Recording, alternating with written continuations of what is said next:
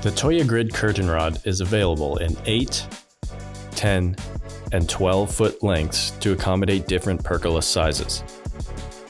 The curtain rod comes in 2 pieces, along with the necessary mounting hardware. For reference, the flat side of the curtain rod faces outwards.